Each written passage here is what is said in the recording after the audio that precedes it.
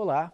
Quando as mulheres resolvem fazer crônicas, normalmente dá muito certo. Tem uma sensibilidade especial, um olhar muito particular sobre o cotidiano e tem até mesmo alguns temas interessantes da sexualidade, da relação homem e mulher. Elas dizem as coisas de uma maneira especial e às vezes até com mais jeito ou mais ousadia do que os homens. Eu estou dizendo isso tudo porque no livro aberto de hoje eu vou entrevistar a cronista Cláudia Coelho, que tem um livro cujo título já diz tudo: Lógicas Invertidas. Que inversões são essas? De que inversões estamos falando? Esse é o tema da entrevista com a Cláudia Coelho, a quem eu agradeço muito por estar aqui no livro aberto. É um prazer te receber aqui. Prazer é meu. Agora, conta aí para nós, como é que é a escolha dos temas? Tem uns temas aí que o pessoal de antigamente diria assim, são um tanto ousados. Apimentados. Apimentados, né? Diríamos isso, né? Constantemente essa coisa assim da relação homem-mulher. Os homens são muito difíceis de domesticar. Talvez sim, talvez sim. Mas assim, acredito que os assuntos relacionados à sexualidade, eles sempre acabam, né, fomentando um pouquinho mais de curiosidade, né? E nós, psicólogos, além de, né, cronista, eu sou psicóloga, né? Nós acabamos trabalhando muito, né, com a sexualidade na clínica, né? E acaba sendo uma maneira fácil também de escrever, pelo menos para mim, né, de tratar nos meus textos. Tu trabalhas como psicóloga para o Detran. Também. Também. O que tu fazes Também. no Detran? Eu trabalho como examinadora perita do Detran, faço aquelas avaliações para a carteira de motorista. Mas não roda todo mundo ter alguém que seja suficientemente razoável para ganhar uma carteira de motorista? Não roda todo mundo, não. Mas né? deveria. Todos esses caras que ficam dirigindo por aí parecem todos loucos. Na verdade, existem algumas inversões também de lógicas, né, no trânsito, né? A gente também vê isso, né? Inclusive, eu trato alguma coisa sobre isso, né? Pois, que história é essa de lógicas invertidas? Na verdade, a expressão eu escutei uma vez num programa de rádio, no carro, eu estava voltando para casa e achei muito interessante porque eu achei que aquilo de alguma maneira refletia o meu cotidiano, né? Na própria apresentação do livro eu comento alguma coisa e vejo assim que é bem isso, né? Uma proposta também da área clínica, né? De inverter a lógica, de mudar caminhos, de propor maneiras diferentes das pessoas buscarem, né? As suas opções, os seus caminhos na vida, né?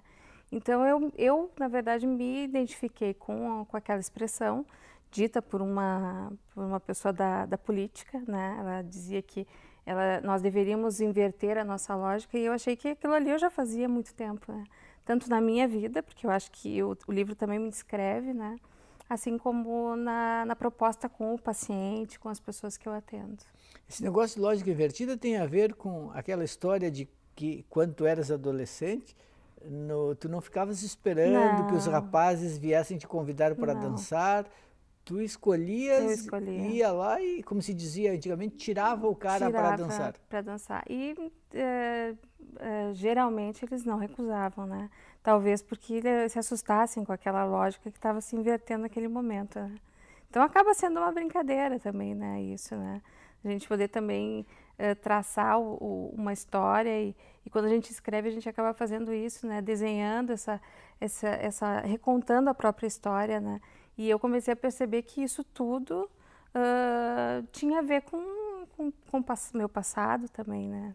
Tu achas que os papéis ainda estão muito bem definidos? Assim, homem faz isso, mulher faz aquilo, e que, portanto, precisa inverter a lógica para romper com esse engessamento? Por exemplo, nas relações, por mais que tenha mudado e mudou muito, tu achas que os papéis ainda estão muito presos? Eu acho que ainda estão. Eu acho que talvez o discurso seja no sentido de inverter a lógica, mas eu acho que na prática a gente continua fazendo coisas muito, muito iguais. Eu tenho uma amiga, a Taline Opitz, que faz um programa comigo na Rádio Guaíba. Ela diz que depois que tem filho, ela vê que as coisas são um tanto nos papéis tradicionais. Por exemplo, quem cuida mesmo do filho é a mãe. É a mãe, eu tenho eu não tenho filhos, né? Eu sou solteira sem filhos. Tem uma crônica também, né? Sobre isso. Sobre isso, né? Mas eu acredito, sim, acredito que a mãe ainda continua fazendo o mesmo papel de mãe. Eu acho que os homens estão buscando essa mudança, mas eu acho que a gente ainda está fazendo um caminho assim muito de formiguinha, né? Assim como as questões de sexualidade, que eu ainda vejo que elas parece que são tratadas de uma maneira muito fluida e não é bem assim. Acho que a gente fala palavrão com muita facilidade, mas falar em clitóris, por exemplo, é um tabu, né? E isso também me diverte, porque eu costumo ver poucas pessoas falando essa palavra, e quando eu escrevi, essa palavra começou a surgir na boca de muitas pessoas de uma maneira inusitada, né? Agora, tem gente que diz aí que os homens atualmente estão um tanto fragilizados, que o mundo mudou muito, as mulheres estão mais agressivas, as mulheres ganharam autonomia, independência, elas ganham o próprio dinheiro, elas não se submetem mais, e que os homens não sabem mais o que fazer para corresponder a uma determinada ideia que eles têm de homens. Isso é verdade ou não? Na verdade o que eu coloco aqui é a minha opinião também, né? Não só, não é uma verdade absoluta, mas eu acredito que os homens estão mais fragilizados. Acho que a resposta deles, ela tá vindo de uma maneira mais branda, né? Mas eu também trato esse assunto, né? Tu deve ter visto, né? Eu acho que eles estão muito mais frágeis do que a gente imagina, e a mulher, ela tá devorando esse homem, né? Eu acho que ela não está pensando muito em esperar, em dialogar. Eu acho que a mulher, ela está assim, com uma ação muito mais assertiva, As né? mulheres viraram predadoras? Eu acho que de certa forma sim. Mas eu acho que esse diálogo deve existir, né? Eu acho que a gente não pode esquecer que o diálogo entre homem e mulher, ele deve crescer, né? Mas eu acredito que a gente ainda... A mulher, ela tá fazendo a pergunta, ela mesmo está respondendo, ela está fazendo filho, ela tá dispensando esse homem, né? E eu não sei se é por aí, né? Fica para mim um ponto de interrogação também, né? O teu livro é uma coletânea de crônicas escritas anteriormente para o teu blog, é isso? Tu tens um blog que tu alimentas regularmente e daí surgiu a ideia de fazer um livro em papel. Em 2008 eu comecei a escrever, né?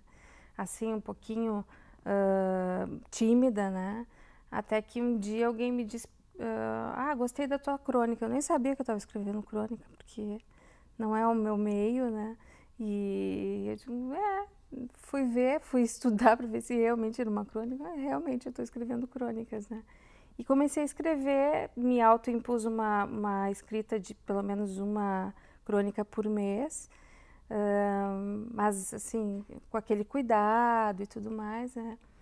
E daqui a um pouco comecei a lapidar, diminuir e tal, e as pessoas começaram a gostar.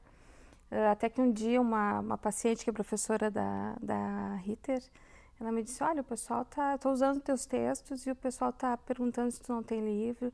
E aquilo começou a reverberar, assim, né? Começou a me tocar. E até que eu cheguei a uma marca de umas 80, né? Naquele momento, assim, foi em 2011 que eu decidi, então, começar a organizar, né? E em 2012, então, eu lancei o livro com as 60 crônicas. Tem muitas mulheres fazendo sucesso escrevendo crônicas no Rio Grande do Sul e no Brasil. Nós temos a Marta Medeiros, por exemplo, que faz muito sucesso com crônicas que é o olhar feminino, da mulher moderna e tudo mais. Tem algumas mulheres que escrevem textos mais até irreverentes. Eram 3 moças, não sei se elas ainda estão atuando juntas, que escreviam uma crônica com um título chamado Dois Neurônio. E elas eram muito divertidas, muito irreverentes, muito debochadas. Também tem aquelas escritoras consagradas, como a Lia Luft, que escreve um texto mais, sei lá, mais pesado, talvez mais reflexivo. Mais denso. Tu tens alguma relação com essas escritoras têm alguma influência? Ou teu caminho é bem particular, sem a angústia da influência? Realmente eu não tenho assim não me identifico assim com algumas escritoras, com algumas mais, outras menos, assim, mas o que sempre me incomoda na escrita feminina é o falar da mulherzinha, assim. Realmente essa coisa de falar Tu muito achas que sobre feminino. a Marta Medeiros é um pouco mulherzinha? Acho que sim, acho que ela é um pouco mulherzinha, mas eu gosto de algumas coisas que ela escreve, mas assim, eu pretendo ter uma escrita que dialogue um pouco mais nos dois, né? O que é uma mulherzinha para o nosso telespectador entender? Eu acho que essa queixa da mulher, né? Essa queixa insistente que o homem não acompanha, que o homem não a compreende, né? Eu acho que essa conversa, ela parece que ela não leva a nada. Isso me lembra muito o meu trabalho na clínica. Há um tempo atrás, eu tinha quase que 80% de mulheres no consultório fazendo terapia. E eu sempre achava aquilo muito interessante, porque eu ia aprofundando, né, as questões do feminino, mas eu achava que faltava esse outro lado, né? O homem estava, né, engatinhando ainda até chegar à terapia. E hoje eu vejo que eu tenho praticamente 50% de homens e 50-50, né? Então, assim, acho que isso contribui muito, né? É tu ter essas duas falas, né? Os dois discursos, né? Porque isso enriquece. E eu acredito que a minha escrita, ela também está um pouco impregnada dessas duas falas. E então eu acho que empobrece, né? Eu particularmente acho que eu tenho que ter esses dois, esse viés, né? Tanto masculino quanto feminino. Pois é, interessante. E agora também tem, outro dia eu ouvi essas pessoas que tem mulherzinha e tem homenzinho. Eu ouvi até, era uma atriz dizendo, fulano, era alguém falando da personagem, ela mesma falando, como é que chama? A delegada da novela das 9, Uhum. esqueci o nome dela agora. Ela dizia assim, não, a personagem é muito mulherzinha e muito homenzinho ao mesmo tempo. Eu não sei, não saberia o que ela está querendo dizer com homenzinho. É. Mas eu acho que realmente essa insistência assim na queixa, né, da feminina e também na queixa masculina, né? Os homens não se queixam muito? Os homens se queixam, mas eu vejo que os homens eles têm um aspecto depressivo que é preocupante, assim. É Eu acho que a mesmo? gente Os homens estão muito deprimidos? eu acredito eu acho que tem um elemento, né, depressivo que eu acho que está relacionado com esse problema de comunicação, ou com essa.